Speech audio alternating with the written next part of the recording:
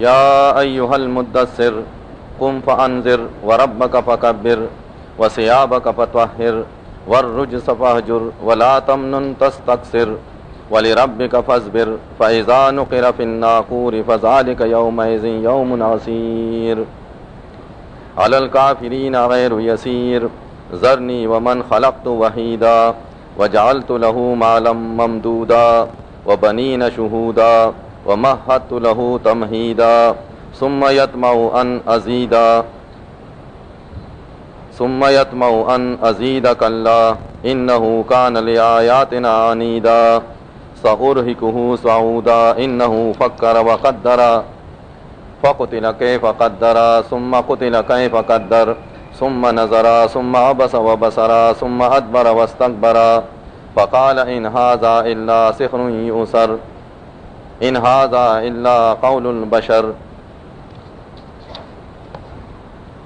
یہ 29واں پارہ سورہ المدثر کی آیات ہیں۔ یہ سورہ مکے میں نازل ہوئی ہے اور نبوت کے شروع آغاز کی سورہ ہے۔ نبی صلی اللہ علیہ وسلم آپ پر اللہ کی ہزاروں رحمتیں ہوں۔ آپ اپنی آبادی سے نکل کر قریب پہاڑ میں غار تھا، غار حرا میں جایا کرتے تھے۔ پہلی وحی اس غار میں آپ پر اللہ کی طرف سے نازل ہوئی۔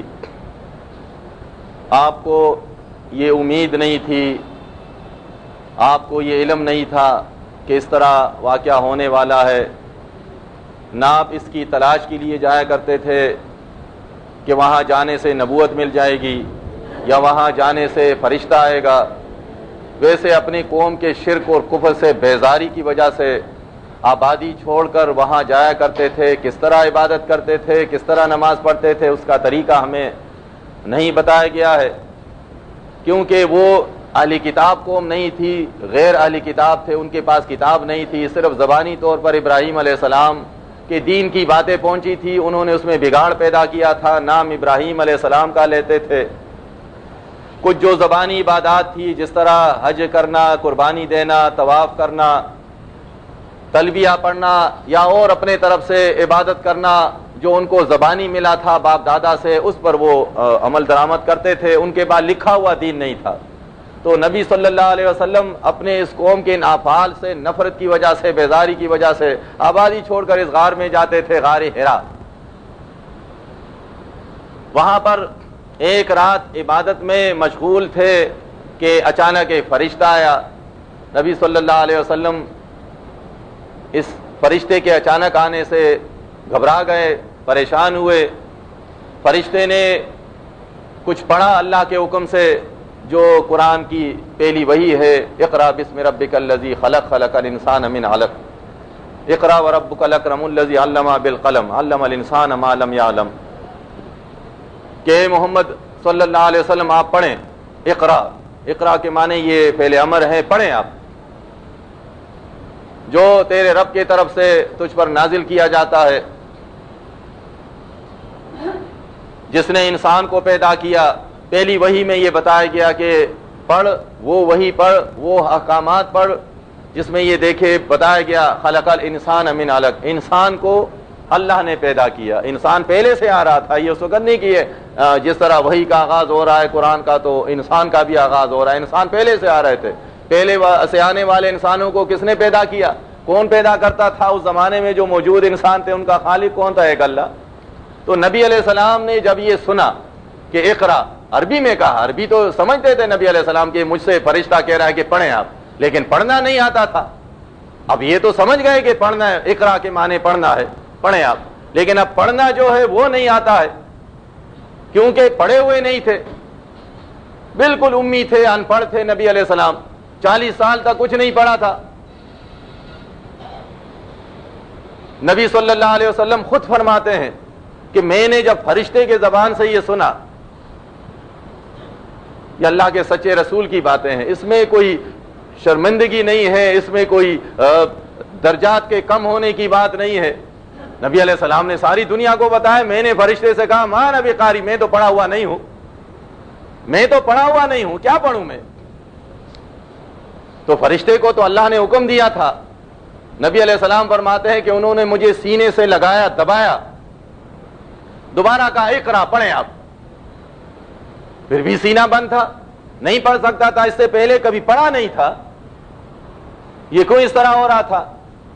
نبی صلی اللہ علیہ وسلم اس سے پہلے کبھی دنیا میں نہیں آئے تھے، اس سے پہلے کبھی پیغمبروں سے ملاقات نہیں ہوئی، اس سے پہلے کبھی کتابیں نہیں پڑھی تھی، اولین نہیں تھے. وہ اسی زمانے میں پیدا ہوئے تھے، 40 سال عمر ہو گئی تھی.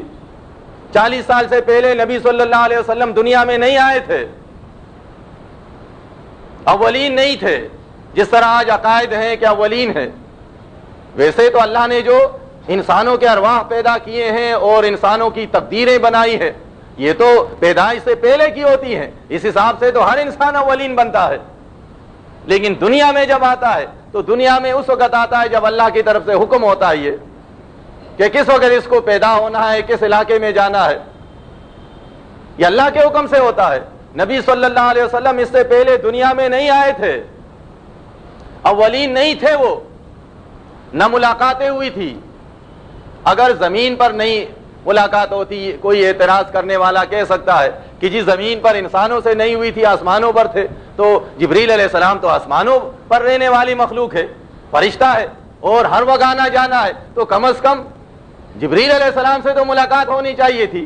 جبریل علیہ السلام غار حرا میں آئے تو واقفیت ہونی چاہیے تھی، جان پہچان ہونا چاہیے تھا، خیر خیریت پوچھنی چاہیے تھی، دعا سلام ہونا چاہیے تھا. دیکھیں فرشتے کو بھی نہیں جانتے. جس طرح یہ کلام نہیں پڑھ سکتے، آیات نہیں پڑھ سکتے، ماں نہ بقاری، میں قاری نہیں ہوں، اس طرح وہ جبریل علیہ السلام کو بھی نہیں پہچانتے تھے کہ جبریل علیہ السلام یہ کس طرح کے فرشتے ہیں. 3 مرتبہ نبی صلی اللہ علیہ وسلم خود فرماتے ہیں مجھے سینے سے دبایا، زور دیا، اتنا زور دیا کہ میرا دم گھٹنے لگا، مجھے چھوڑ دیا. پھر اس کے بعد اللہ کے حکم سے میں نے پڑھنا شروع کیا. یہ 5 آیات نبی صلی اللہ علیہ وسلم نے پڑھے، لیکن خوف کی حالت میں، ڈرتے ڈرتے پڑھے کہ یہ کیا ہو گیا، کیونکہ ذہن میں نہیں تھا کہ اس طرح ہوگا.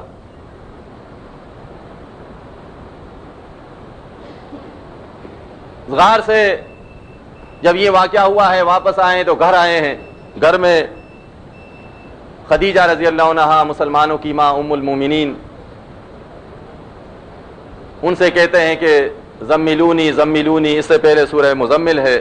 مزمل کے معنی کپڑا اوڑھنے والا، اور مدثر کے معنی میں بھی کپڑا اوڑھنے والا.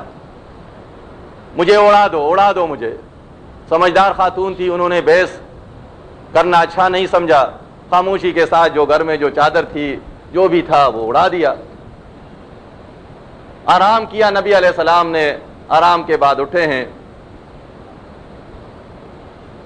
اور پھر واقعہ پورا سنایا ہے جو احادیث میں بیان ہوا ہے کہ اس طرح فرشتہ آیا اور یہ باتیں ہوئی. ایک تو یہ واقعہ ہوا کہ نبی صلی اللہ علیہ وسلم خوفزدہ ہوئے، پریشان ہوئے اس فرشتے کے اچانک آنے سے. اور دوسری روایت میں یہ بیان ہوا ہے کہ اس وحی کے بعد کچھ عرصے تک وحی کا آنا بند ہوا. اس کے لیے بھی نبی علیہ السلام پریشان ہوئے کہ کیوں بند ہوا. اچانک اللہ کے حکم سے وہی فرشتہ، وہ زمین سے لے کر آسمان تک پورا فضا بھر دیا ہے، کرسی پر بیٹھا ہوا ہے جبریل علیہ السلام. نبی علیہ السلام نے دیکھا، دیکھنے کے بعد وہاں بھی گھبرا گئے. یہ وہی فرشتہ جو غار میں آیا تھا اصلی جسامت کے ساتھ. نبی علیہ السلام نے فرمایا جبریل علیہ السلام کے 600 پر ہیں. قرآن میں بیان ہوا ہے کہ اللہ تعالیٰ پیدا کرتا ہے، کسی کو 3 پر دیا ہے، کسی کو 4 پر دیا ہے. جس طرح مخلوق میں آپ دیکھیں کوئی رینگنے والا ہے، کوئی اڑنے والا ہے، کسی کے 2 ٹانگیں ہیں، کسی کی 4 ٹانگیں ہیں، کوئی کس طرح پیدا ہوا ہے. یہ بے شمار انگنت مخلوقات ہیں. کوئی نہیں کہہ سکتا کہ یہ فلاں مخلوق جو ہے یہ تو فلاں پیغمبر کی بنائی ہوئی ہے، یہ فلاں کو جو جسم دیا ہے یا رنگ بھرا گیا ہے. آپ دیکھیں مختلف رنگ ہوتے ہیں، خاص کر کے ان کیڑے مکوڑوں میں بہترین رنگیں آپ کو ملیں گی. یہ رنگ بھی اللہ نے بھرا ہے، اس میں یہ رنگ بھی کسی اور نے نہیں بھرا، اور ان کی نسلیں چل رہی ہیں. وہ المصور ہے، وہ شکلیں بھی اس نے بنائی ہے. خالق ہے، وہ پیدا کرتا ہے، وہ الفاتر ہے، بنانے والا. فرشتوں کو اس نے بنایا ہے. 600 پر جبریل علیہ السلام کے، بڑا مضبوط قوی جسم دیا ہے. تو ان کو اس حالت میں دیکھا، نبی علیہ السلام فرماتے ہیں تو یہ گھبرا گئے، اور آنے کے بعد یہاں بھی یہ فرمایا اپنے گھر میں کہ مجھے اڑا دو. تو گھر والوں نے اڑا دیا، جو بھی تھی، چادر تھی، کمبل تھا. یہ گھبراہٹ کے ساتھ، کیونکہ یہ سب کچھ آغاز میں ہو رہا ہے کہ کیا معاملات ہو رہے ہیں میرے ساتھ. یہ حقیقت تھا، خواب کی باتیں نہیں تھی، خیالات نہیں تھے، حقیقت میں سب کچھ ہو رہا ہے. ذہن گمان میں بھی نہیں تھا، کبھی واقعات بھی نہیں سنے تھے، کبھی پیغمبروں کے قصے بھی نہیں سنے تھے. اس لیے اچانک جب یہ ہوا تو اس سے پریشان ہوئے. تو اسی حالت کی وضاحت کرتے ہوئے یہاں فرمایا گیا، یا ایھا المدثر، اے کپڑا اوڑھنے والے، یعنی اے محمد صلی اللہ علیہ وسلم، قم فانذر، کھڑے ہو جائیں اور ڈرائیں. دیکھیں پیغمبر بھی پریشان ہوتے ہیں، انسان ہوتے ہیں. اگر انسان نہ ہوتے تو ذرا بھی نہ پریشان ہوتے. عالم الغیب ہوتے جس طرح آج سارے مسالک ہیں، ان کی ایک بات تو نہیں ہے. آپ قرآن حدیث کی روشنی میں ان کو دلائل دیں گے تو برا مانتے ہیں، لڑنے کے لیے تیار ہوتے ہیں. کہتے ہیں پیدائشی پیغمبر تھے، پیدا ہوئے تو امتی کہنے لگے. اگر پیدائش کے وقت امتی کہتے تو 40 سال تو زیادہ عمر ہوتی ہے. منتظر ہوتے، فرشتے سے گلا کرتے کہ اتنا آپ لیٹ ہوئے، اتنے عرصے سے میں انتظار کر رہا تھا، 40 سال آپ نے لگا دیے. اس وقت تک دیکھیں کچھ بھی معلوم نہیں تھا، عالم الغیب نہیں تھے. یہ کون بتاتا ہے؟ کتاب سے جب آپ بات کریں گے، قرآن سے جب ہم مسئلہ بیان کرتے ہیں پرانے انبیاء کا، تو یہ غیب کی باتیں نہیں ہے، تو اللہ نے ہمیں بتا دیا ہے. غیب کی وہ ہوتی ہے کہ جو کتاب میں نہ ہو، کہیں پر کسی نے بتایا نہ ہو اور آپ بتا دیں اللہ کی طرف سے، وہ غیب کی بات ہوتی ہے. تو دیکھیں نبی علیہ السلام کو معلوم نہیں تھا، پیغمبر بن گئے پہلی وحی کے ساتھ. کون بتاتا ہے؟ ورقہ بن نوفل، اس کے پاس کتاب کا علم ہے. وہ عالم الغیب نہیں تھے، وہ اس کے پاس کتاب کا علم تھا. اس کے پاس جب جاتے ہیں وہ سنتے ہیں. عالم کا کام ہوتا ہے اچھی طرح سننا، یہ نہیں کہ اپنے طرف سے قصے کہانیاں شروع کر دیں کہ جی پیروں کے سامنے نہیں بولا جاتا ہے اور علاموں کے سامنے نہیں بولا جاتا ہے. جو علم والے ہوتے ہیں وہ گھبرانے والے نہیں، ان کے سامنے جب بولا جاتا ہے اچھی طرح سن لیتے ہیں. قرآن حدیث میں ہوتا ہے تو قرآن حدیث کی روشنی میں دلائل سے جواب ملتا ہے. انہوں نے باتیں سنی ہیں، سننے کے بعد ان سے کہا کہ یہ وہ فرشتہ ہے جو آپ سے پہلے انبیاء کے پاس آتا رہا ہے، موسیٰ علیہ السلام کے پاس آیا ہے. نبی علیہ السلام کو انہوں نے بتایا. آپ عالم الغیب نہیں تھے، ورنہ آپ خدیجہ رضی اللہ عنہ سے کہتے، پورے تفصیلی روایت ہے یہ، خدیجہ مجھے کہاں لے جا رہے ہیں آپ؟ میں تو پیغمبر بن گیا، آپ تو 7 آسمانوں تک مجھے سب کچھ نظر آ رہا ہے، مجھے سب کچھ معلوم ہے. جس طرح ان کے ملنگ اور کلندر قصے کہانیاں بیان کرتے ہیں کہ ان کو تخت صراط تک اور آسمانوں تک، عرش تک ان کو نظر آتا ہے. جھوٹے قصے کہانیاں بیان کرتے ہیں. پیچھے کچھ رکھو، ان سے کہو کہ بتاؤ، کچھ بھی نہیں بتا سکیں گے. لیکن لوگ سبحان اللہ کہتے جب یہ سن لیتے ہیں. آتا نظر کچھ بھی نہیں ہے کسی کو. جھوٹے واقعات ہیں، لوگوں کے ایمان کو برباد کیا ہے، لوگوں کے عقائد کو برباد کیا ہے. دیکھیں نبی علیہ السلام پیغمبر بن گئے، پیغمبر بننے کے بعد بھی اتنا کچھ معلوم نہیں ہے کہ یہ فرشتہ کب سے آتا رہا ہے، اور یہ کیا ہونے والا ہے، یہ قوم میرے ساتھ کیا سلوک کرے گی۔ وہ عالم، کتاب کا عالم کہتا ہے کہ جب آپ یہ مشن شروع کریں گے تو یہ قوم والے تیرے دشمن ہو جائیں گے، مخالفت کریں گے، یہ تجھے ماریں گے۔ اس پر نبی علیہ السلام پریشان بھی ہوتے ہیں کہ میری یہ قوم مجھے مارے گی۔ اس عالم دین نے کہا، کتاب کے کا علم رکھنے والے نے کہا، یہ ہوتا رہا ہے، پہلے سے آ رہا ہے، یہ تیرے ساتھ نہیں ہوگا، پہلے سے آ رہا ہے یہ۔ تین باتوں کی وجہ سے شروع میں نبی علیہ السلام پریشان ہوتے تھے اور چادر اوڑھ لی تھی۔ یہ نہیں کہ ہر وقت چادر میں تھے، اس کا بھی یہ مطلب ہی نہیں ہے کہ نبی علیہ السلام سے جب سے یہ نبوت کا بار ڈالا گیا تو چادر ہی چادر میں ہوتے تھے۔ ایک مرتبہ یہ صرف ایک انداز ہے کہ محمد صلی اللہ علیہ وسلم اب آپ اللہ کے رسول بنائے گئے ہیں، اب گھر بیٹھنے سے کچھ نہیں ہوگا، اب آپ کو باہر نکلنا ہے۔ قم کے معنی بھی یہ نہیں کہ کھڑے ہو جائیں، کھڑے تو ہو جاتے نبی علیہ السلام، کھڑے تو ہم بھی ہو جائیں گے، لیکن کھڑے ہونے کا یہ مطلب نہیں ہے ابھی تم نے گھر میں وقت پاس نہیں کرنا ہے، صرف بیوی بچوں کے درمیان نہیں رہنا ہے، باہر خرابیاں ہے، باہر زمین پر لوگ فسادی بن گئے ہیں، لوگ شرک اور کفر کر رہے ہیں، لوگوں کے عقائد اور ایمان خراب ہو چکے ہیں۔ آپ کھڑے ہو جائیں، تم کھڑے ہو جائیں، آپ باہر نکلیں، شروع کریں اللہ کے کلام کو، اللہ کی طرف سے تبلیغ شروع کریں، آپ پہنچائیں اللہ کا پیغام لوگوں تک، 5-0 اور ڈرائیں ان کو جو شرک کرنے والے ہیں، کفر کرنے والے ہیں، کہ اگر تم کفر اور شرک سے باز نہیں آؤ گے تو اللہ کا عذاب آ جائے گا تم پر، اللہ کی پکڑ میں آ جاؤ گے۔ اللہ سے ڈرو اے قوم کے لوگوں، یہ کام تمہیں کرنا ہے محمد صلی اللہ علیہ وسلم، اب تمہیں آرام سے نہیں بیٹھنا ہے۔ یہ سن کر نبی صلی اللہ علیہ وسلم وہ ایک گھاٹی پر چڑھے ہیں، اور جو ان کے جو انداز تھا ان قوم کا بلانے کا، اپنے ان انداز سے لوگوں کو بلانا شروع کیا، خاص خاص لوگوں کا نام لے لے کر جمع ہونا شروع ہوا۔ اور اس وجہ سے بھی کبھی اس سے پہلے محمد صلی اللہ علیہ وسلم نے یہ کام نہیں کیا تھا۔ صادق تھے علاقے کے، امین تھے علاقے کے، لوگ بڑا احترام کرتے تھے، لوگ بڑی عزت دیا کرتے تھے، بہت محبت تھی لوگوں کے دلوں میں عبداللہ کے بیٹے کے لیے، محمد صلی اللہ علیہ وسلم کے لیے۔ انہوں نے کہا محمد ہمیں بلا رہے ہیں، ضرور کوئی خاص بات ہے، ورنہ اس شخص نے کبھی ایسا نہیں کیا ہے، ہم تو ایک دوسرے کو بلاتے رہتے ہیں لیکن آج ہمیں ایک صادق شخص بلا رہا ہے۔ سب جمع ہوئے،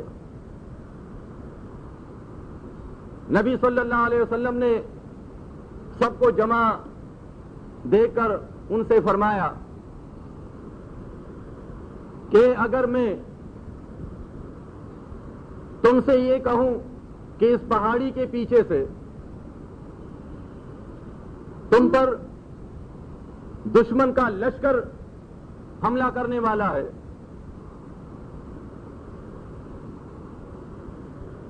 کیا تم یہ سچ مان لو گے؟ سب نے ایک زبان ہو کر یہ کہا کہ ہم سچ مانیں گے، کیونکہ آپ نے کبھی جھوٹ بولا نہیں ہے، آپ سچے ہیں، صادق ہیں۔ دیکھیں سب نے بات مان لی۔ اس کے بعد نبی صلی اللہ علیہ وسلم نے ان سے کہا کہ جب مجھے سچ مانتے ہو، میں صادق ہوں، تو سنو اللہ نے مجھے رسول بنایا ہے، مجھ پر وحی آتی ہے، اس وحی میں یہ بیان ہوا ہے کہ تمہارا معبود ایک ہے، اللہ کی بندگی کرو، اللہ کے ساتھ کسی کو شریک نہ ٹھہراؤ۔ سب حیران پریشان ہوئے۔ شروع کے ایام تھے، زیادہ مخالفت تو شروع نہیں ہوئی تھی، اس میں جو قریب کے لوگ تھے انہوں نے اعتراضات شروع کیے، اور خاص کر کے جو سگا چچا تھا ابو لہب وہ سب سے زیادہ آگے ہوا، اور بددعا کی شکل میں تبت لک، ان سے کہا کہ آپ کے لیے ہلاکت ہو، بربادی ہو۔ اس بات کے لیے آپ نے ہمیں یہاں جمع کیا تھا، بلایا تھا۔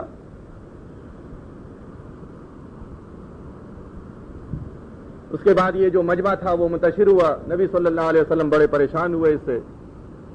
دیکھیں آغاز میں، شروع میں جو کام دین کا شروع کیا، شروع میں مخالفت شروع ہو گئی، اور گھر والوں نے، سگے چچا نے مخالفت کی۔ اللہ اپنے پیغمبروں اور پیغمبروں کے پیچھے چلنے والوں کا مددگار ہوتا ہے۔ جس نے زیادہ برا بلا کہا اس کے لیے وہی بھی نازل ہوئی قرآن میں، تبت یدا ابی لہب وتب، سگے چچا ہیں، ہلاکت ہو، ہاتھ ٹوٹ جائیں ابو لہب کے۔ اس نے کیسی ایسی یہ بات کی، نبی صلی اللہ علیہ وسلم سے فرمایا آپ کو بد دعا دی، یہ ہلاک ہو جائے، اس کے ہاتھ ٹوٹ جائے۔ اللہ کے ہاں قومیت کو اور نسب کو نہیں دیکھا جاتا ہے کہ یہ اللہ کے رسول کے چچا ہیں، ان کے خلاف کچھ نہیں بولا جائے۔ غریب آدمی کو پکڑ کر فوراً جہنم میں ڈال دیا جائے، اس پر عذاب آ جائے، لیکن اللہ کے رسول کے رشتہ دار کو کچھ نہ کہا جائے، رسولوں کے رشتہ داروں کو کچھ نہ کہا جائے۔ یہ قانون اللہ نے نہیں بنایا ہے۔ سب سے پہلے رسول صلی اللہ علیہ وسلم کی چچا کی پکڑ ہوئی، اس پہلی تقریر میں انہوں نے مخالفت کی، اور اللہ نے وحی کے ذریعے سے ان کی پکڑ کی، اور ان کے لیے اعلان کیا کہ یہ ہلاک ہو جائے، برباد ہو جائے، تباہ ہو جائے۔ سگے چچا جہنمی ہے، سگے چچا۔ قرآن سے ثابت ہے کہ چچا باپ کے برابر ہوتا ہے، اور پھر قرآن میں حوالے بھی ہیں کہ ابراہیم علیہ السلام اسی علاقے کے تھے، ان کے باپ کا واقعہ آیا ہے، جہنمی ہے۔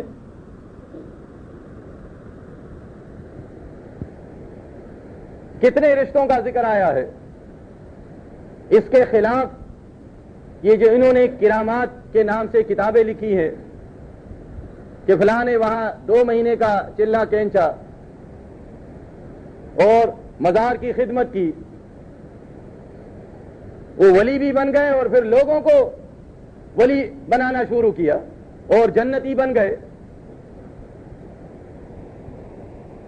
یہاں انبیاء کے ساتھ رہنے کی وجہ سے بھی جب ایمان نہیں ہوتا، انسان سوائے کافر اور مشرک کے کچھ نہیں بن سکتا۔ ایمان نہیں ہے تو کافر ہی رہتا ہے، وہ مشرک ہی رہتا ہے۔ ایسا قانون اللہ نے نہیں بنایا کہ کسی رسول کے گھر میں رہنے والا وہ رسول کی وجہ سے جنت چلا جائے۔ وہ اس وقت جنت نہیں جا سکتا جب تک وہ رسول پر ایمان نہ لائے۔ ایمان بنیادی چیز ہے۔ اس ایمان کے لیے نبی علیہ السلام نے پکارنا شروع کیا مکہ کے گلیوں میں۔ یہاں تو مخالفت شروع ہو گئی، لوگوں کو معلوم ہو گیا کہ عبداللہ کے بیٹے محمد صلی اللہ علیہ وسلم نے نبوت کا دعویٰ کر لیا۔ مخالفت شروع ہو گئی، کسی نے جھوٹا کہا، کسی نے کاہن کہا، یہاں تک کہ آگے جا کر کسی نے مجنون کہا، دیوانہ کہا، چریا کہا۔ دماغ خراب ہو گیا ہے۔ اچھا بھلا عزت دار آدمی تھے معاذ اللہ، اور یہ باتیں شروع کر دی انہوں نے۔ وقت کے ساتھ ساتھ نبی علیہ السلام نے اس بات کو بڑھایا، اپنی قوم کے سامنے قرآن بیان کرنا شروع کیا۔ لوگوں نے مخالفت کی، مارنا شروع کیا، نفرت کی، ڈرایا، دھمکایا، دھکے دیے۔ ساتھ میں نبی علیہ السلام کے ساتھ جو ساتھی تھے ان کو بھی ڈرایا دھمکایا گیا، کیا بھی ان کے ساتھ نہیں رہو گے؟ معاذ اللہ یہ جو کچھ بھی بیان کرتا ہے سارا غلط ہے یہ۔ لیکن جنہوں نے اس وقت ایمان لایا تھا بڑے بہادر لوگ تھے، وہ بڑے بہادر لوگ تھے، انہوں نے بڑی قربانیاں دی ہیں اس دین کے لیے۔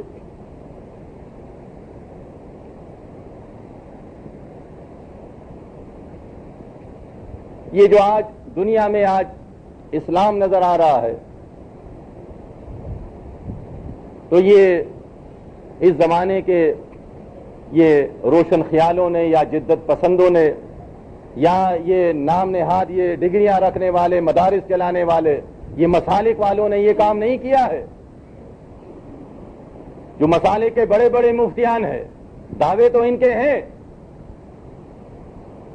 کہ اہل حدیث نے زیادہ خدمت کیا ہے، دیوبند والوں نے خدمت کیا ہے، بریلی والوں نے خدمت کیا ہے، اہل تشیع نے خدمت کیا ہے. یہ خدمت ان کی نہیں ہے، یاد رکھیں. یہ خدمت کن کی ہے؟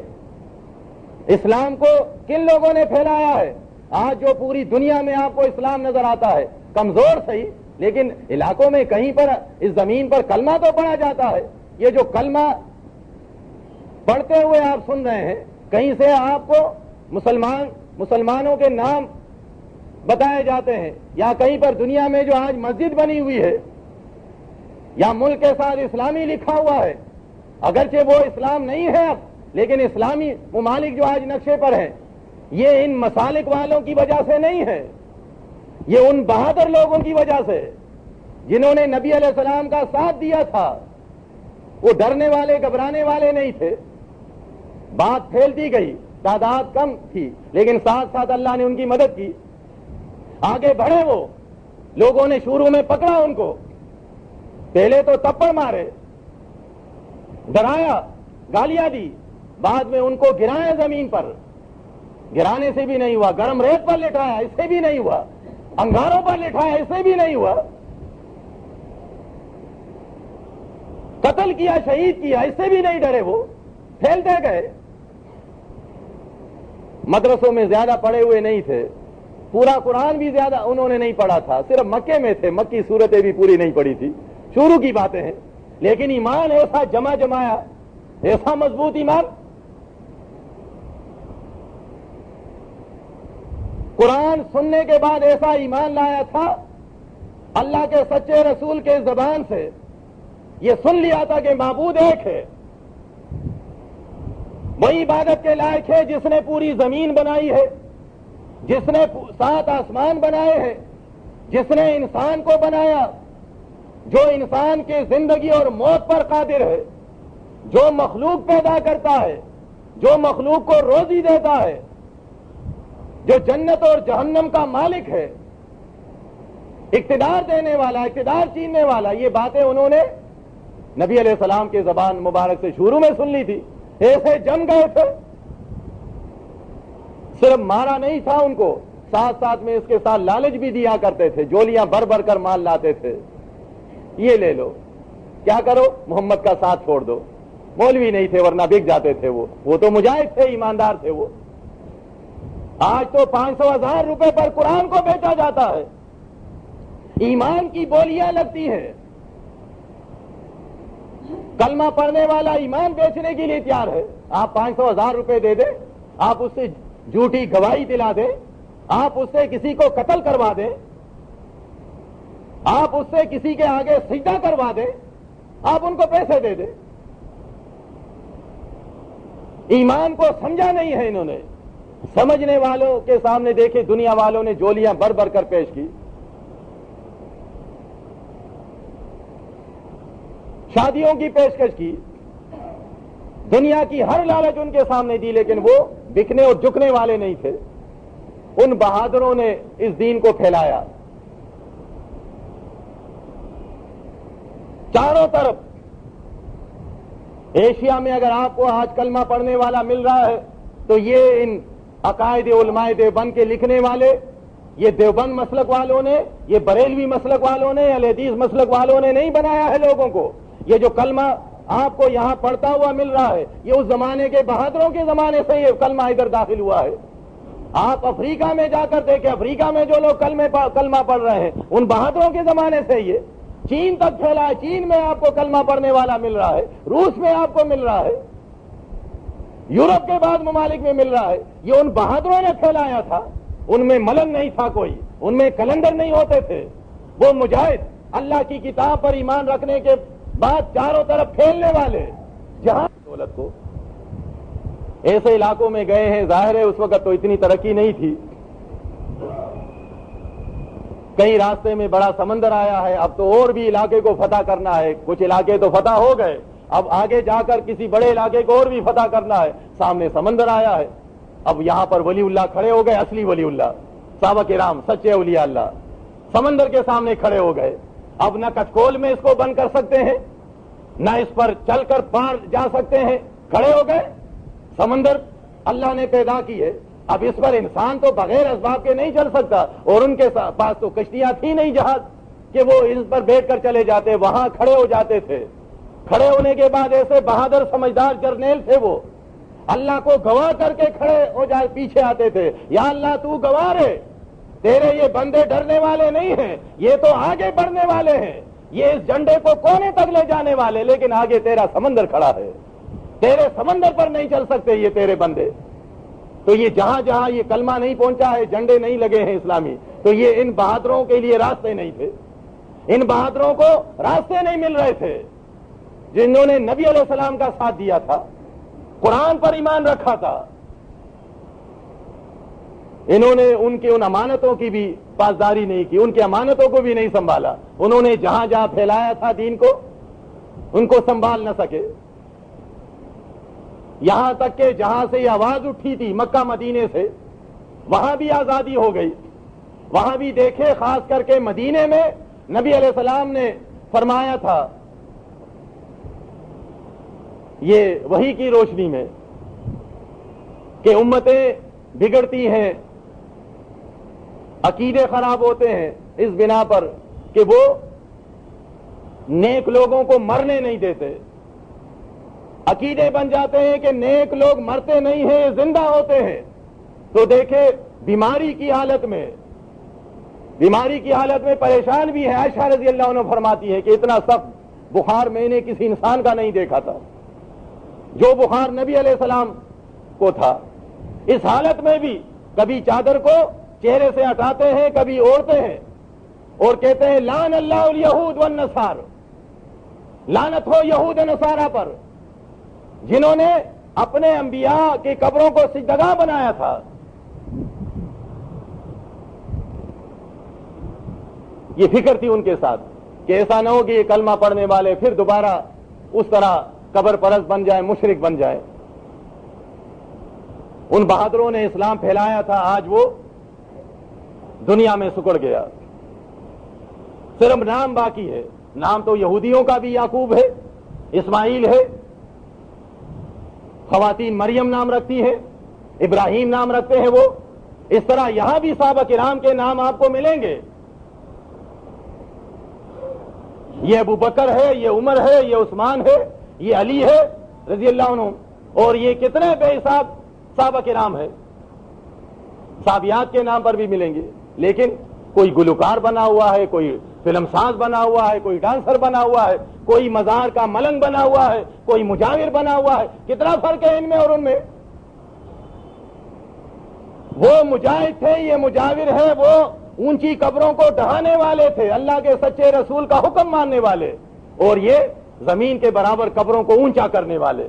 زمین کے برابر قبر ہے، نوکری کہیں نہیں ملی، کوئی کام نہیں چلا، تو اس نام کے مسلمان کے ذہن میں آئے کہ مزار بنا لو. بڑا ملک ہے، لوگ اپنے دین کو سمجھتے تو ہے نہیں. مشہور کر لو کہ یہ جو بابا بن گیا، اب یہ اس سے جو بھی مانگو گے ملے گا تمہیں. یہ مزار، یہ قبروں کو اونچا کرنے والے وہ قبروں کو نیچا کرنے والے تھے.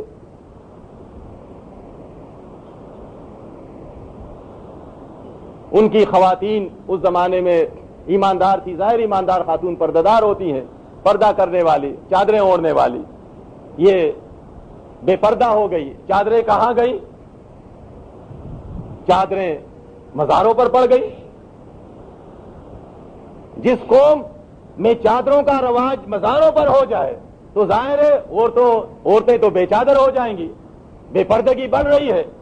چادریں جن کو لپیٹنا تھا وہ چادریں مزاروں پر پڑنے لگی. یہ صحابہ کرام کے ضد میں جا رہے ہیں. وہ اللہ کے سامنے سجدہ کرنے والے بہادر تھے. ان کے ہاتھوں میں قرآن ہوتا تھا، ان کی عدالتوں میں اللہ کی کتاب ہوتی تھی. قرآن کھول کر اس سے فیصلے کرتے تھے، نبی علیہ السلام کی سنت کی روشنی میں فیصلے کرتے تھے. آج انہوں نے اپنی عدالتوں سے کتاب اللہ کو باہر نکال دیا ہے. یہ بنیاد پرستوں کی کتاب ہے، یہ رجت پسندوں کی کتاب ہے۔ اب تو روشن خیالی کا زمانہ آیا، اب جدت پسندی کا زمانہ آیا۔ اتنا نہیں سوچتے روشن خیالی اور جدت پسندی جاہل لوگ ہوتے ہیں۔ شیطان دیکھے کس کس طریقے سے انسان کو بیوقوف بناتا رہا ہے۔ آج لکھے پڑھے کو، اس سے پہلے بھی یہ لکھنا پڑھنا پہلے بھی تھا، بیوقوف بنایا۔ جو لوگ آج دعوے کرتے ہیں، مضامین آتے ہیں اخبارات میں اور باقاعدہ اس پر کتنا کروڑوں کے حساب سے پیسہ لگاتے ہیں تاکہ یہ کلمہ پڑھنے والے واقعی اس کو مان لے کہ یہ اب دنیا بدل گئی ہے، اب ہمیں یہودیوں کے ساتھ مل کر چلنا ہے، عیسائیوں کے ساتھ مل کر چلنا ہے، اب اس طرح ہم دین پر نہیں چل سکتے جس طرح صحابہ کرام چلتے تھے۔ حالانکہ آسان بات ہے، قرآن میں لکھا ہوا ہے، نبی علیہ السلام نے جس زمانے میں، صحابہ کرام نے جس زمانے میں یہ دین کی باتیں اٹھائی تھی، اس پر عمل کرتے تھے، تو اس زمانے میں روشن خیالی موجود تھی، جدت پسندی موجود تھی۔ روشن خیالی کیا ہے؟ خاتون کا بے پردہ ہو جانا، فنکاروں کا فن کا مظاہرہ کرنا لوگوں کے سامنے، اور مردوں کا اور عورتوں کی مخلوط محفلیں سجانا، جوئے کے اڈے کے لیسز مل جانا، شراب کا عام ہو جانا، ناچ گانے پر واہ واہ کرنا، کتوں کو پالنا، تصویروں کو لٹکانا، یہ ان کا خیال ہے کہ یہ روشن خیالی ہے۔ یہ تو نبی علیہ السلام کے زمانے میں بھی تھا، یہ تو مکے میں بھی تھا، مدینے میں بھی تھا، تصویریں بن رہی تھی، یہاں تک کہ خانہ کعبہ میں بھی تصویریں بنائی تھی انہوں نے۔ مصور تھے، تصویریں بنانے والے، مخلوط محفلیں ہوتی تھی، ناچ گانا عام تھا، شراب پیا جاتا تھا، سود کو کاروبار سمجھ رہے تھے وہ، کتے گھروں میں پالتے تھے وہ، خواتین کا راستوں میں چال بدل بدل کر چلنا، اپنی زینت کا اظہار کرنا، یہ عام تھا وہ۔ قرآن میں اس کا ذکر ہے۔ قرآن جب نازل ہوا، نبی علیہ السلام سے فرمایا، خواتین سے کہا گیا، خواتین سے کہو کہ اپنی زینت کی جگہوں کو چھپائے رکھے۔ یہ پہلے چھپائے ہوا نہیں ہوتا تھا، یہ تو روشن خیالی تھی، جدت پسندی تھی، عام اظہار ہوتا تھا، ناچ گانا عام تھا، کسی کو کوئی ملامت نہیں کرتے تھے، عام محفل میں شادی میں شراب کے دور چلتے تھے۔ ان سے کہا گیا کہ ان سے کہو کہ زینت کی جگہوں کو پردے میں رکھے، باہر نکلے تو چادر اوڑھ کر نکلے، بغیر چادر کے نہ نکلے، بغیر چادر کے نکل رہی ہے روشن خیالی ہے۔ اس وقت ان سے کہا کہ جو بغیر چادر کی تم خواتین نکل رہی ہیں ان سے کہو چادر اوڑھے۔ گور گور کر مردوں کو دیکھنا، ایسا نہ کریں، نگاہیں نیچے رکھیں، یہ کہتے ہیں گور گور کر دیکھنا، یہ روشن خیالی ہے۔ کتوں کو پالنا یہ روشن خیالی نہیں ہے، یہ تو پرانے زمانے کی بات ہے۔ نبی علیہ السلام نے فرمایا ایسا نہ کرو، کتوں کو گھروں سے باہر نکالو۔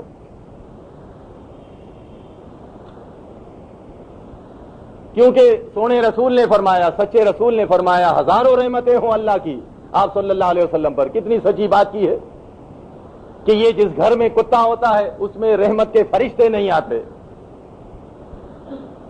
فرشتے تو آتے رہتے ہیں، فرشتے تو بے حساب ہے، عذاب کے فرشتے بھی ہیں اور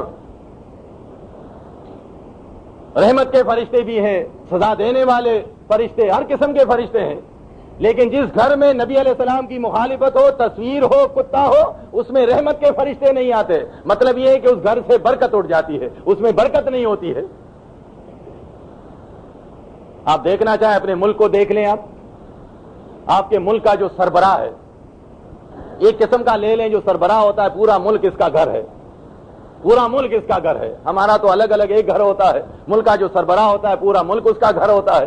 آپ دیکھیں پورے ملک کا جو سربراہ ہے وہ بغل میں کتے دبائے ہوئے کھلا رہا ہے، وہ پکڑے ہوئے ہے۔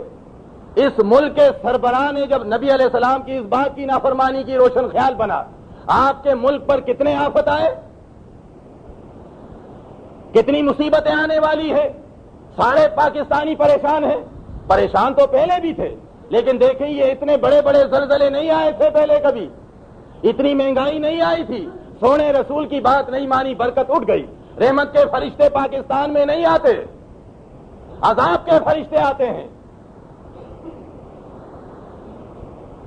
جب آبادی والے اللہ اور رسول کی نافرمانی اس طرح کرنا شروع کر دیں تو برکتیں اٹھ جاتی ہیں. برکتیں تو اللہ نازل فرماتا ہے، جس طرح اپنی کتاب قرآن میں یہ لکھا گیا ہے کہ وَلَوْ آمَنُوا وَاتَّقَوْا لَفَتَحْنَا عَلَيْهِمْ بَرَكَاتٍ مِّنَ السَّمَاءِ وَالْأَرْضِ، کہ اگر یہ بستیوں والے ایمان لے آتے اور ڈرتے پرہیزگار ہو جاتے تو اللہ تعالیٰ ان پر آسمانوں سے اور زمین سے رحمتوں اور برکتوں کے دہانے کھول دیتے. یہ تو اللہ کے اختیار میں ہے. تو یہ جو آج کہتے ہیں ناسمجھی کی وجہ سے، جہالت کی وجہ سے بعض لوگوں کے ذہنوں میں بھی آ جاتا ہے کہ واقعی جی ہمیں بھی اتنی سختی نہیں کرنی چاہیے.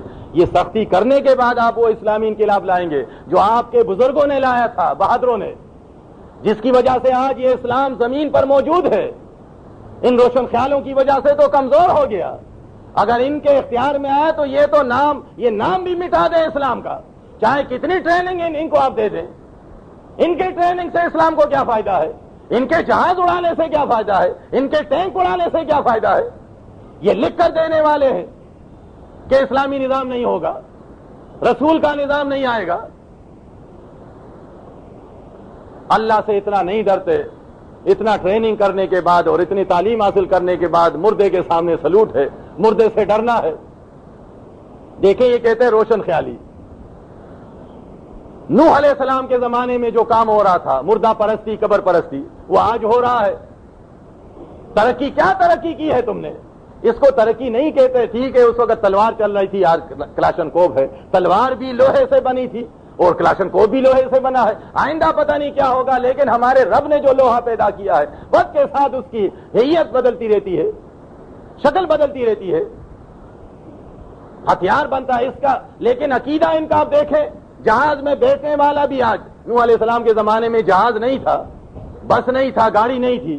وہ اگر مشرک تھے تو ظاہر گدھے پر سوار ہو کر مزار پر جاتے تھے میلے میں، یا اونٹ پر سوار ہو کر میلے میں جاتے تھے. آج یہ جہاز بنانے والا، یہ بس بنانے والا، گاڑی بنانے والا، ان چیزوں میں سوار ہو کر مزار پر جاتا ہے. تو کیا فرق آیا عقیدے میں؟ عقیدے میں تو ذرا فرق نہیں آیا ہے. وہ بھی بزرگ کو قبر میں زندہ مانتے تھے، یہ بھی بزرگ کو قبر میں زندہ مان رہے ہیں. وہ بھی اپنے بزرگ سے ڈرتے تھے، مرے ہوئے بزرگ سے، یہ بھی اپنے مرے ہوئے بزرگ سے ڈرتا ہے. اور بیچ میں سونے رسول نے اللہ کے حکم سے یہ فرمایا کہ ان میں جان نہیں ہے، اموات غیر احیاء. یہ لوگوں جن جن کی تم بندگی کرتے ہو یہ مر چکے ہیں. ان سے نہ مانگو، ان کے رب سے مانگو جو زندہ ہے، الحی القیوم ہے، جو تمہارے شارک سے زیادہ قریب ہے، جو مہربان ہے بڑا. اس جیسا کوئی مہربان نہیں ہو سکتا، نہ تمہارے اولیاء میں نہ انبیاء میں.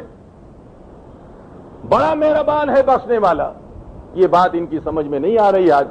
یہ اس زمانے میں بھی ابو جہل کے سمجھ میں نہیں آ رہی تھی یہ بات. بدنصیب ٹھہرے، جہنمی ٹھہرے.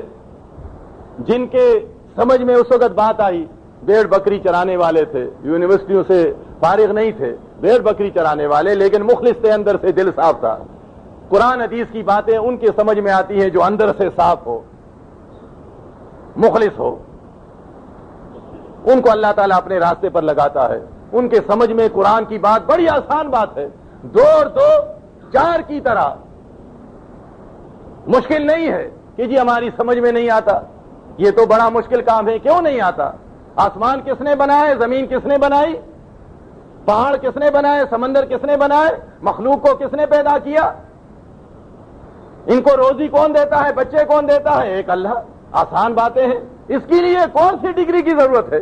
لیکن جو سمجھنا نہیں چاہے وہ یہی جواب دیتا ہے کہ جی ہماری سمجھ میں نہیں آتا، یہ تو عالموں کا کام ہوتا ہے. اور عالم تو تیار بیٹھا ہوا ہے کہ جو کچھ کمایا ادھر لے آؤ، جو کچھ ہے تمہارے پاس، زکوٰۃ بھی یہاں رکھو، فطرے بھی یہاں رکھو، صدقات بھی یہاں رکھو، اور قربانی کے کھال بھی یہاں رکھو، اور بھی ہر مہینے میں نکالتے رہو. اگر کوئی ایسا انبیاء کا ماننے والا، اللہ کی کتاب پر ایمان رکھنے والا ان سے کہے کہ ظلم کرتے ہو، ایسا کیوں کرتے ہو، ایسا نہ کرو، اے لوگو تم بھی نہ دو، ان کو نہ کھلاؤ، ایک کھانے والے تم بھی نہ کھاؤ، اللہ کے پاس تمہیں جانا ہے، تم اللہ سے کیا لوگے؟ جواب آتا ہے جی ہم کیا کھائیں گے، جائیداد بنی ہوئی ہے، گاڑیاں رکھی ہوئی ہے، لاکھوں روپیہ جمع کیا ہے، اور جواب آتا ہے جی ہم کیا کھائیں گے.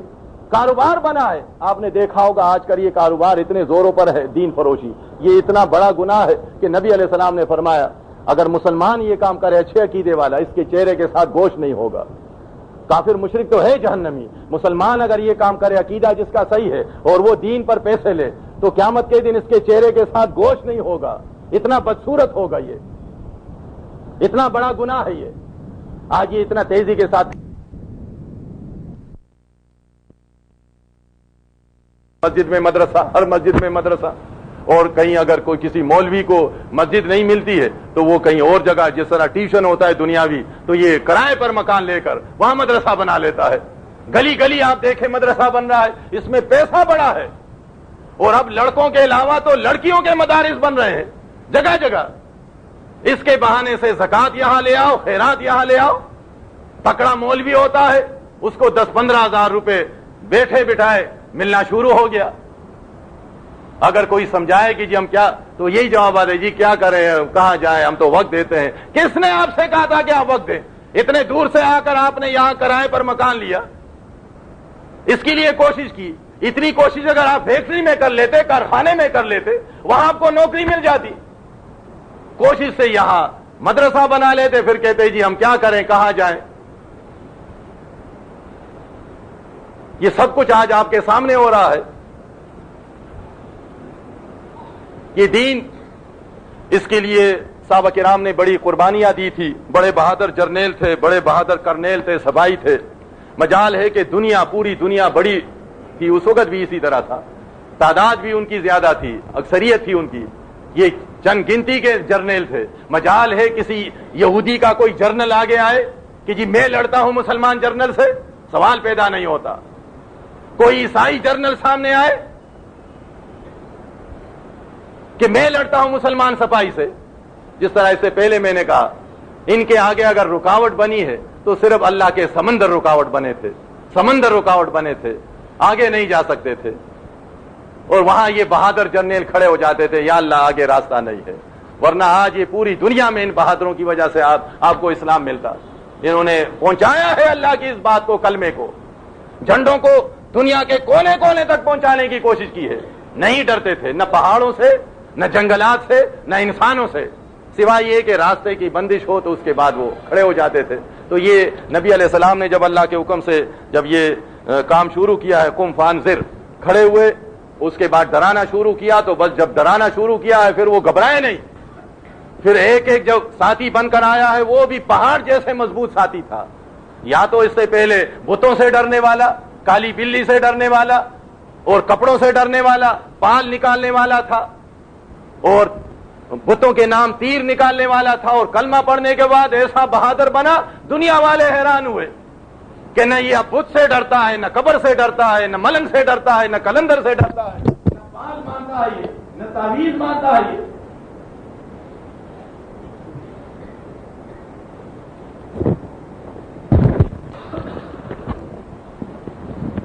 اس دین کے لیے بڑی قربانیاں دی تھی. نبی صلی اللہ علیہ وسلم نے اللہ کی مدد سے یہ کام شروع کیا, اور یہ حکم بھی دیا گیا وَرَبَّكَ فَكَبِّرْ, کہ اپنے رب کی آپ بڑائی کریں. جتنے بھی انبیاء آئے ہیں وہ اللہ کے محتاج تھے, اللہ کے بندے تھے. کسی نبی کو یہ اختیار نہیں دیا گیا, نہ حکم دیا گیا کہ آپ لوگوں سے کہیں کہ وہ آپ کی بڑائی کریں. جس طرح قرآن میں یہ بیان ہوا ہے کہ جتنے بھی انبیاء آئے ہیں انہوں نے لوگوں کو کس سے ڈرایا؟ فَاتَّقُوا اللَّهَ, فَاتَّقُوا اللَّهَ. ہر جگہ آپ کو ملے گا. کسی نبی نے یہ کہا کہ ہم سے ڈرو, فَاتَّقُونِي, اے لوگوں ہم سے ڈرو, ہم پیغمبر ہیں, نہیں مانو گے ہم جلا دیں گے تمہیں, ہم تمہاری بستیاں برباد کر دیں گے. نہیں, ایسا نہیں کہا. اے بستی والو, اے شہر والو, اللہ سے ڈرو, اللہ کی بڑائی کرو. ہم بھی اللہ سے ڈرتے ہیں, اللہ کی بڑائی کرتے ہیں. نبی صلی اللہ علیہ وسلم ساری زندگی اللہ کی بڑائی کرنے والے, اللہ سے ڈرنے والے, بہت زیادہ عبادت کرنے والے تھے, بہت زیادہ اللہ کی تعریف کرنے والے. دن رات یہ جو دعائیں آج ہم پڑھتے ہیں جو سنت سے ثابت ہے, تو یہ نبی علیہ السلام پڑھا کرتے تھے,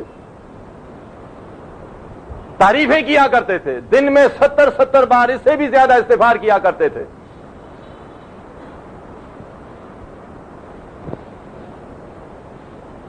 فرمائے وَثِيَابَكَ فَطَهِّرْ, اور اپنے کپڑوں کو پاک رکھیں. تو یہاں بھی یہ جو خطاب ہے یہ صرف نبی علیہ السلام کے لیے نہیں ہے. نبی علیہ السلام تو پہلے سے پاک باز تھے اور ظاہر ہے نبوت ملنے کے بعد تو تھے ہی پاک باز. یہ آپ صلی اللہ علیہ وسلم کے حوالے سے ہم امت والوں کو بتایا جاتا ہے کہ آپ اپنے آپ کو پاک رکھیں عبادت کے لیے. یہ شرائط ہیں. شرائط میں پہلا تو یہ ہے کہ جسم پاک ہونا چاہیے. جسم کے ساتھ ساتھ کپڑے بھی پاک ہونے چاہیے. اگر جسم پاک ہے کپڑے ناپاک ہے تو نماز نہیں ہوتی ہے. جسم کپڑے پاک ہے جسم ناپاک ہے تو بھی نماز نہیں ہوتی ہے. ہم بعض بھائیوں کو جب یہ مسئلہ ان کے سامنے بیان کرتے ہیں کہ یہ جو فلاں امام کے پیچھے یا مسالک والوں کے پیچھے یا بدعقیدہ لوگوں کے پیچھے نماز نہیں ہوتی ہے یا تنخواہ لینے والوں کے پیچھے, تو وہ الجھ جاتے ہیں کہ جی کیوں نہیں ہوتی. ہمارا تو اپنا نیت تو صاف ہے, ہمارا تو اپنا, ہم تو اچھے عقیدے کے ساتھ پڑھتے ہیں. تو اس میں بات یہ ہوتی ہے, دیکھیں ایک صاف ستھری بات ہے, ایک انسان کا اپنا لباس پاک ہے, بدن پاک ہے, لیکن آگے جو امام کھڑا ہے اگر اس کا بدن ناپاک ہو تو کسی کی نماز نہیں ہوتی ہے. سارے لوگوں نمازیوں کے کپڑے بھی پاک ہیں, بدن بھی پاک ہے, لیکن آگے جو امام کھڑا ہے اس کے کپڑے ناپاک ہیں تو کسی کی نماز نہیں ہوگی. کسی سے بھی آپ پوچھ لیں. اسی طرح جس امام کا عقیدہ ناپاک ہو, عقیدہ پلیت ہو, جو قرآن کے خلاف ہو, شرک سب سے بڑی پلیتی ہے, جس کے عقیدے میں خرابی ہو, پلیتی ہو, بظاہر اس کے کپڑے اور بدن بھی صاف ہو, تو اس کے پیچھے مسلمان کی نماز نہیں ہوتی. مسلمان کی ہاں عقیدہ جس کا خراب ہو اس کی نماز تو ہر جگہ ہو جاتی ہے. اس کو پابندی نہیں کرنی چاہیے, چاہے جہاں بھی پڑھے, شیعہ کے پیچھے, قادیانی کے پیچھے, بریلوی, دیوبندی, جتنے جہاں بھی ہیں جس کے پیچھے بھی پڑھ لیں, مسالک والوں کے پیچھے, کیونکہ انہوں نے سب نے نبی علیہ السلام کو قبر میں زندہ مانا ہے. اور قرآن حدیث میں یہ ہے کہ نبی علیہ السلام عرش کے نیچے اعلی مقام الوسیلہ میں ہے. عقائد خراب ہیں, ان کے لیے پابندی نہیں ہے. لیکن مسلمان کو جن کے لیے قرآن نے حکم دیا اپنی نمازوں کی حفاظت کریں. اب جو اپنی نمازوں سے محبت کرے گا, محبت کرنے والے کو یہ بتایا گیا کہ اپنی نمازوں کی حفاظت کرے, وہاں پڑھے جہاں پر ایک جیسا عقیدہ ہو اور عقیدے کے ساتھ ساتھ نیت بھی ایک جیسی ہو. نماز آگے کھڑا ہونے والا اللہ کے لیے پڑھا رہا ہے, آپ بھی اللہ کے لیے پڑھ رہے ہیں. عقیدہ تو ایک جیسا ہے لیکن نیتوں میں فرق ہے. آپ اللہ کے لیے پڑھ رہے ہیں, آگے جس کو آپ نے کھڑا کیا ہے وہ تنخواہ کے لیے پڑھا رہا ہے, وہ دنیا کے لیے پڑھا رہا ہے. تو آپ کے نیت میں فرق ہوا, آپ کے اور آپ کے امام کے نیت میں, تو بھی نماز نہیں ہوئی. نیت بھی ایک جیسی ہونی چاہیے, عقیدہ بھی ایک جیسا ہونا چاہیے, تب کہیں جا کر اللہ کے ہاں اجر ملے گا. یہاں پر یہ جو بتایا گیا ہے کہ آپ اپنے کپڑے پاک رکھیں, تو اس حساب سے یہ سارے مسلمانوں کے لیے ہے. اوپر سے دیکھے آ رہا ہے کہ آپ قم فانذر, کھڑے ہو جائیں اور ڈرائیں. تو آج آپ کسی سے بھی کہہ سکتے ہیں مسلمان سے, جی آپ کھڑے ہو جائیں اور لوگوں کو ڈرائیں. اب اس میں اگر ایک مخالف آدمی, بے علم اور ضدی آدمی, ہر قسم کا ذہن ہوتا ہے, ٹیڑھے ذہن والا, وہ کہے جی آپ نے کیا کہا, یہ تو رسول کے لیے نازل ہوا تھا, آپ نے تو اس کو رسول بنا لیا. اس طرح نہیں ہوتا ہے. یہ کتنے احکامات ہیں جو نبی علیہ السلام کے حوالے سے ہم امت والوں کے لیے بیان ہوئے ہیں. بظاہر تو خطاب نبی علیہ السلام سے ہوتا ہے, بظاہر تو حکم نبی علیہ السلام کے لیے, لیکن وہ سب کے لیے ہے. جس طرح سورہ مائدہ میں بیان ہوا ہے, یا ایھا الرسول, لیکن نام ہے یا ایھا الرسول بلغ ما انزل الیک من ربک, آپ پہنچائیں جو تیرے رب کی طرف سے تجھ پر نازل ہوئی ہے, وہی اس کو آپ پہنچائیں. اب اگر یہ آیت کہیں پر دوسرے کسی مسلمان سے آپ کہیں کہ جی آپ بلغ ما انزل الیک من ربک, اور ایک ٹیڑھے دماغ والا کہے کہ جی یہ تو آپ نے اس کو رسول مان لیا, یہ تو رسول کے لیے آیا ہے. نہیں, یہ سب کے لیے ہے. سب کو یہ حکم ہے کہ سب اس وحی کو لوگوں کے سامنے بیان کرے جو اللہ نے اپنے آخری رسول پر نازل کی ہے.